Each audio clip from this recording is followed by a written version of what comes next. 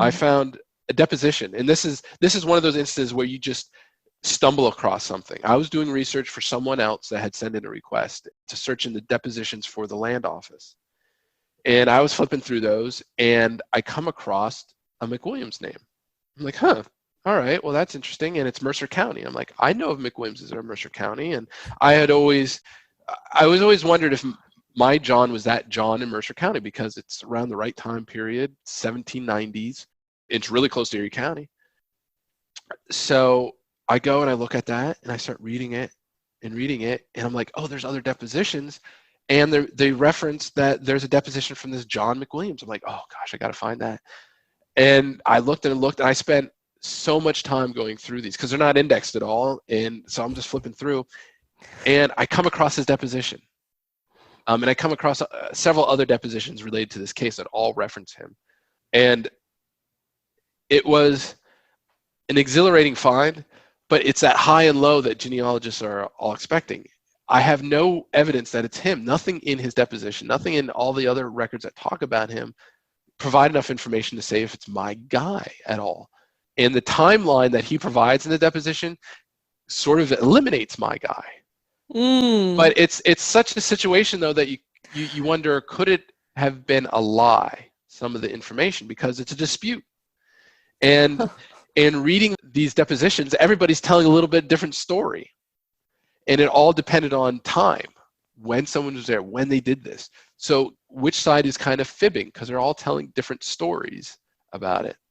And I looked at the signature on it, and it doesn't look like my guy's signature, but it's a very clean, neat signature. So then it makes me wonder, was it a clerk? Did someone else kind of sign the document for him? Because the signature is it's like a clerk's neat.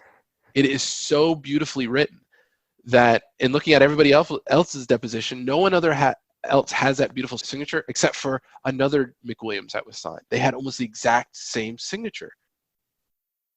But I want him to be mine because in the depositions you find out that this John McWilliams had threatened to blow the brains out of another settler there. And the deposition said that while the other settlers were talking to him to try and calm him down and trying to settle the situation, they said he started pulling out bullets and putting them in his mouth to get ready to load the rifle. So that those settlers decided to leave.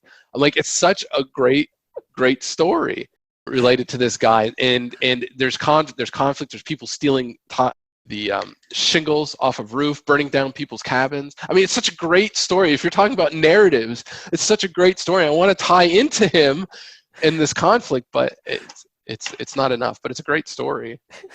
It's fantastic. And it blows apart this belief that we had that everyone got along so well in the past. It was all wonderful until the Civil War, and then everything fell apart, and then we all got along again. It's like, no. It's everything kind of balled up in one, because not only do you have that, but it also has the complexity of things. In this case, there was 3 different parties involved. You had squatters, which the McWilliams and the handful of others were. You had a land speculation company, a company with shareholders in Philadelphia just buying land up in western Pennsylvania. Then you have land jobbers that were involved. These are individuals that had basically went up into the woods, found a piece of land, maybe girdled some trees, and then say it's a mine and try and sell it. So you have all these parties arguing. You have different allegiances being formed between the parties. You had the squatters teaming up with the population company. You had land jobbers teaming up with some other squatters. It just shows the complexity of history that's there, that you often don't come across just if you're just collecting names and dates and places. And I bet you learned more about history reading that document and getting all the context, researching your ancestor, than you ever did in a class. Yeah, you learned that. I mean, we learned the big events, the big issues in history in school, but it's this microcosm, this boiling under the surface that was also there that did touch on it. It's kind of like the sun. You have all those different layers of all the bubbling gases, and only some of it reaches the surface, and that's what we see, is that surface explosion. But it's all of these interactions under the surface that lead to these major events that largely remain uncovered, and it keeps on going deeper. You have the state level, you have the county level, regional level, and then you have the local level, and all of that filters up. It's so true. It's part of me doesn't know how people are not addicted to genealogy. I mean, it's so fascinating as you travel back and learn all these stories. I mean, it's just never ending for so many of us.